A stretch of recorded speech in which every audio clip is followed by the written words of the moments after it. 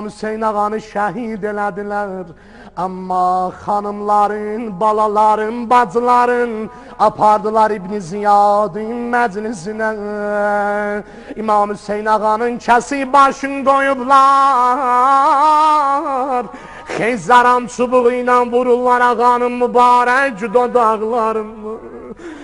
Xanım Rubab ki İmam Hüseyin ağanın xanımıydı, eşiydi. İmam Hüseynin bu halın görəndə kalbi dözəmədi. Götürdü yaralı başı bastı bağrına. Dedi Hüseyin can, ya Hüseyin asla unutmam seni. Topraq üstündə bıraktılar o nazenin bedenin.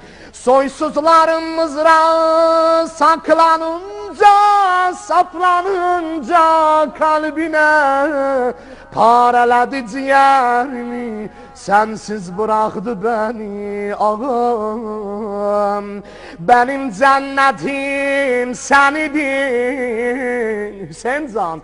Benim cennetim senidin azizi Zahra Hüseyin.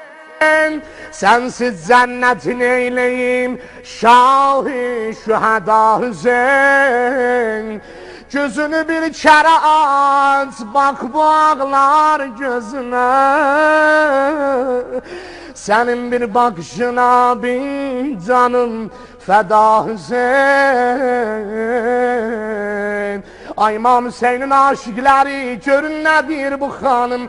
Ben sıcak güneş altında seninden neşin Hüseyin.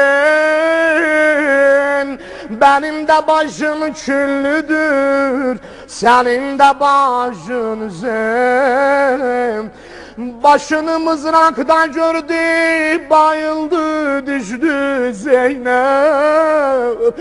Onun alnı kızılı kan, senin hilal kaşın Hüseyin. Hüseyin can selam söyle. Hüseyin can selam deyin kime? Qaynatam Peyğəmbərə. Hüseyin can cənnətə gedirsən, qaynatam Peyğəmbərə selam söyle. Onun kız gəlinini bağladılar zincirlərə. Feryad edib şefaat ya Resulullah, ya Resulallah deyib. Ne yüzle çıkacaklar huzuri Peygamber'e. Peygamber atandan başka kaynata seçmem Hüseyin. Sen Kerbela'yı seçsen de ben senden geçmem Hüseyin. Sen Kerbela'yı seçsen de ben senden geçmem Hüseyin. Hüseyin, esselamu aleyk ya Eba Abdillah, ya mezlum, ya garib el-vatan. Sıracol harameyne, bütün aşıklarından selam olsun Hüseyin'e.